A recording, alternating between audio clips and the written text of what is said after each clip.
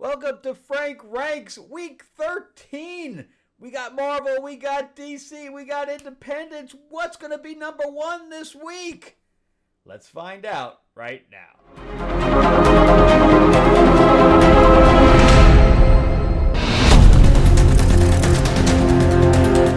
Welcome back to the channel, everyone. Thank you so much for spending time with me as we rant about movies, comic books, and television shows, as well as the occasional board game. I'm your host, Frank Zanca. I'm an award-winning screenwriter, novelist, and comic book writer, as well as a filmmaker. And yeah, just getting off of film right now, so trying to get my sleep back, because I've only had 4 or 5 hours of sleep, if I've been lucky, for the last 2 weeks. So I slept like 9 hours today, which is highly unusual for me. So I feel semi-recharged, so I'm going to try to start doing my daily stuff as well. I'm trying to do some major catch-up right now on some of the stuff that I've missed. And as you know, I am as I said, I'm a writer, so if you want to check out some of the stuff I've written, you can go to Amazon.com and just put my name in there, and you'll see my sci-fi quadrilogy, Destiny Aurora, that was also made into a board game, an RPG, and it's into a comic book. It's also on Audible. All my books are also on Kindle. I'm possibly going to be working on another Audible as well. One of the actresses I was just work with offered to do one of my books as well. So we'll see. We'll see if I can work that out. I'm also working on a new book right now. Also my fantasy book as well, which is what I might be doing the Audible on. It's called Tales of Ravenor the Iron Witch. I have a Holocaust biography called Escape from Berlin. I got a horror book that's kind of like Sixth Sense called The Awakening. And on top of that, I'm working on a new book called Battle for the Ruby Slippers, which I'm going to probably start working on again. And then on top of that, I'm working on a new comic, which we're going to release on Kickstarter probably in the next couple of months, called Fairy Tales of Terror. The cover is looking really good as well. I'm waiting to see the final. I might post that sooner than later once I get the black and whites in, once I get the line art. All right, so let's jump into. I have 7 books this week. Because I didn't do any of my previous stuff like I normally do. Like I spotlight the books and then I talk about them, but I haven't been able to do that this week. So we're just going to do Frank Ranks this week. 7 books. And I'm trying to limiting, the stuff I buy to like 7 books as well. All right, so let's jump into number 7. It is an independent by Boom. And it is, I don't know how many of them I'm going to be getting of this because I'm not liking it. Obviously, I love fairy tales. Peter Pan is one of my favorites, and he's going to be in my other book as well. But this is by Dan Panosian. It's called Last Boy, and Dan Panosian just does not get this character. He does not understand this character. So in the last issue, I guess the pirates are, even though they're in Neverland, are able to age, which I think goes against what Neverland is. Because, even the Lost Boys, they don't age. Nobody ages there. But in Dan Panosian's thing, the pirates age. So Captain Hook was like 80 years old. I don't know. And he made a deal with Tiger Lily and her tribe for trading because they didn't want to fight anymore. And Peter decides that he's like, nah, you're lying. You're lying and you're dying. Makes the guy walk the plank. 80-year-old guy makes him walk the plank, even though he's like, I'll give it all back, even though I paid and prayed for it all. I will give it all back if you just leave me alone. Peter refused to do it, made him walk the plank into the crocodile's mouth. He died, and he's like, nah, he's not really dead. No, I know I saw him get eaten by the crocodile, but he's not really dead. It's a ruse. It's all a ruse. And then you got this guy that's this void type character. I don't really even care at this point. Peter, as far as I'm concerned in this book, Peter's just evil. He's just evil. So I probably won't, unless my comic shop pulls it for me where, I'm buying it, but that's the only reason I would do that. But it's really, it's a piece of shit. Really, it's a piece of shit. Okay, and let's jump into this next one, which is number 6. This is Zatanna Number two, I like Zatanna a lot. The artwork in here is through the roof, but the artist is also writing. That's like actors writing. There's a few of them can, but for the majority they can't. They kind of just got to stick to their lane. That's like me saying, as a writer, I'm going to go and do the artwork. I'm not sticking to my lane, man, and it's going to look like shit. And that's kind of how this is. You have an artist trying to write, and the artwork is beautiful on the inside, but the story is not making any sense. It's all over the place. There's no stakes to anything. Now she's in this other world, and Bruce is in there. And, we have this thing about Clayface, and Blue Devil's getting tortured, but they can't go through his skin. I don't know. It's all just kind of all over the place, and it really makes no sense. I'm really just collecting it for the artwork at this point. And it's only a limited series, so... but it's not very good. If you're just buying it just for the art, and just want to see what the artist is doing with Zatanna, then it's worth it. But if you're buying it for the story, it's just kind of all over the place. It's just kind of it's a mess. It's really a mess. But it's only a 6-issue series, so I'll probably get all 6 of them. But that would be number 6. All right, number 5. We have another DC book. Things that DC is kind of on the bottom of this list a little bit. But I kind of like this one, but it's just not as good as some of the others. Where these past two are just like middle of the road or bad. This one's actually decent, and that is Titans. So I like what he's doing with Titans. It's not great, but I like it. It's good, but it's not great.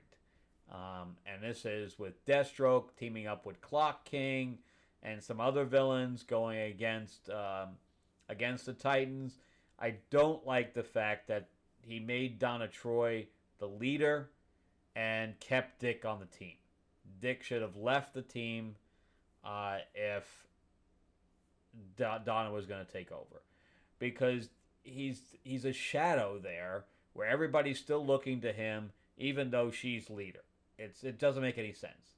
She should have been leader without him there, because that's like, having the Avengers and having somebody else's team leader with Captain America still on the team.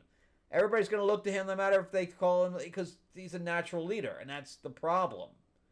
Not that Donna can't lead, but Dick's been the leader forever, so everybody's just going to look to him out of, the common thing of the team, where it's just, that's the way it's been. That's the way it always will be. If he's there, he's the leader. It's just how it is. So I don't like that. And I don't know why they kept him on the team. There's no reason for him to be there.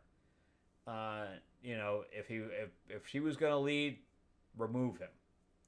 I like Deathstroke as a character. They also bring Terra in here, which I really like. Supposedly she was the one that brought him back to life.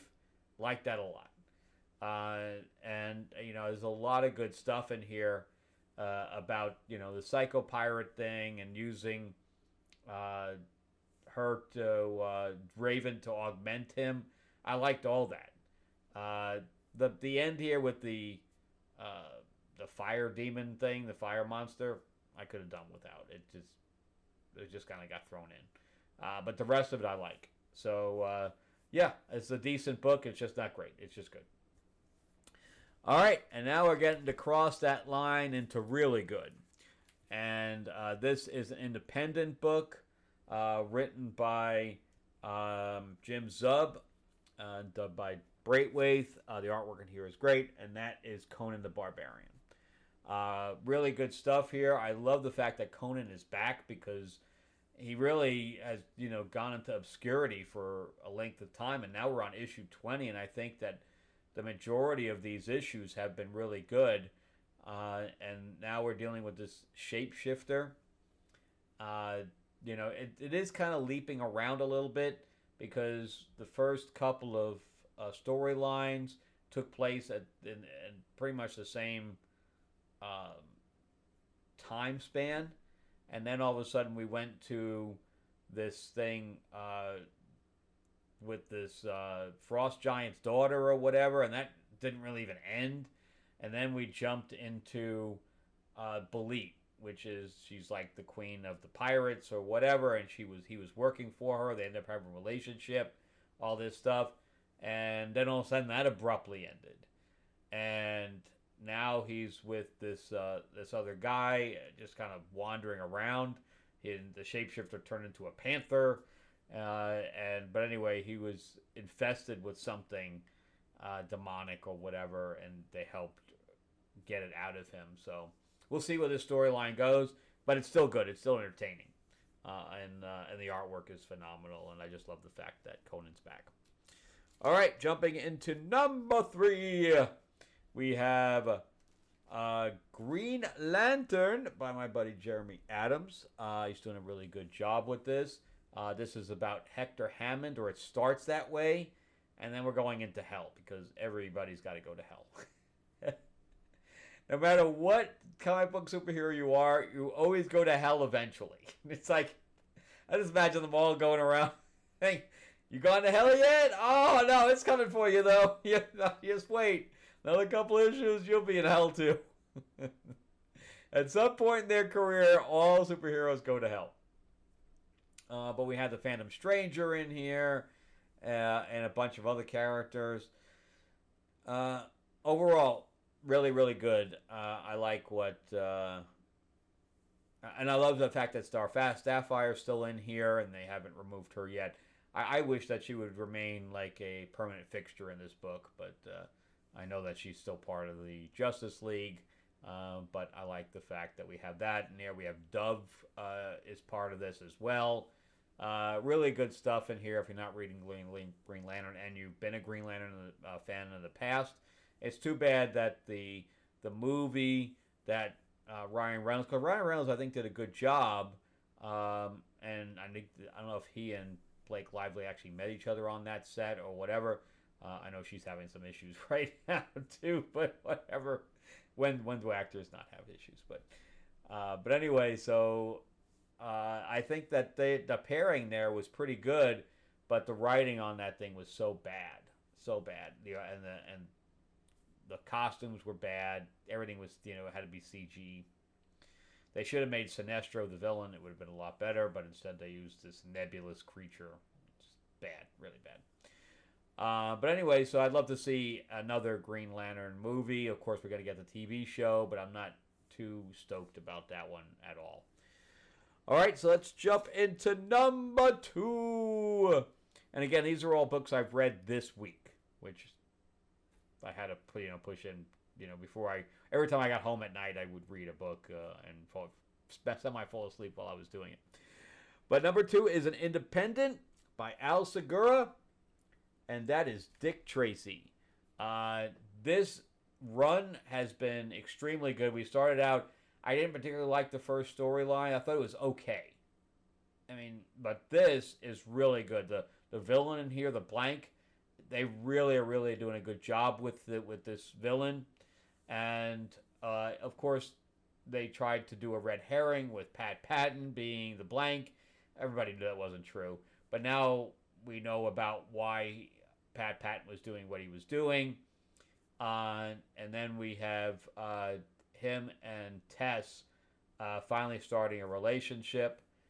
Breathless Mahoney kind of storms out. It's pretty funny. But yeah, there's some really good stuff in here. And we get that he's a cop. They've narrowed it down to the fact that the Blank is a cop. And on top of that, he was going after the corrupt commissioner. Now the commissioner has a ankle monitor on him. I don't think they had ankle monitors in the 50s. This is supposed to take place in the 50s, late 40s, early 50s, and I don't think they had ankle monitors then. I had to look that up, but he does have an ankle monitor on, and he gets thrown out the window on fire or whatever else, which sends Dick Tracy to PTSD or PTSD flashback because he came from World War II, so he gets flashbacks occasionally as a soldier. And the blank's watching him with Tess. So we'll see if Tess is now in danger because she's in a relationship or semi-relationship with Dick Tracy. But really good stuff. I like that the fact that making this a very dark, gritty mystery, and that's how this should always be. All right, let's see who's number one, guys. Who is number one? Is it Marvel? Is it DC? Is it independent? It's independent. I read more independents now than ever before. I read this digitally, and that is G.I. Joe number 6. And G.I. Joe has been really good. I am not a fan of the artwork in this book, but the storyline's good enough where I'm kind of, especially the coloring. I don't like the coloring at all. And the artwork is very loose. But this is about Duke versus Cobra Commander, where Cobra Commander is manipulating him, where he sent out a pulse, and the pulse was going to destroy everything within a mile, and he's like, you're going to kill us as well? And he says, yeah, but Cobra, everybody will be outside of that first mile, will be loyal to Cobra. And so he ends up shutting it down by killing the guy that's in the professor that's in the chair. And Destro is like, you destroyed everything that we had worked up to this point? And he's like, no, not really, because now we know who our enemy is. We know how to manipulate them. So for me, it was a win. And I like that a lot. I really do. And he was manipulating Duke because Duke's whole fighter battalion or whatever else was killed by Starscream, who's a transformer, because this is all part of the Energon universe. And he's been searching, which we never saw. I mean, out of all the Duke and G.I. Joe up to this point, there really hasn't been any Transformers in it. So that his storyline has still never wrapped up. Or even continued as far as that's concerned. But he's like, yeah, I know all about your robots and stuff like that. So he was toying with them the whole time. Really, really, really good stuff, especially if you're a G.I. Joe fan, which I am. Really good stuff. I wish they would change artists, kind of like what they did with Absolute Wonder Woman. It'll definitely elevate this thing if they got a new artist on there, as far as I'm concerned. But Joshua Williamson is just really doing a really good job. All right, well, that's it for me. Greatly appreciate it. Remember to give me a like, give me a thumbs up if you can. Please subscribe so that you can see my videos as I put them out. And on top of that, go to Amazon and check out some of the stuff that I've written. And I will see you guys on the next one. Have an awesome week. All right, bye.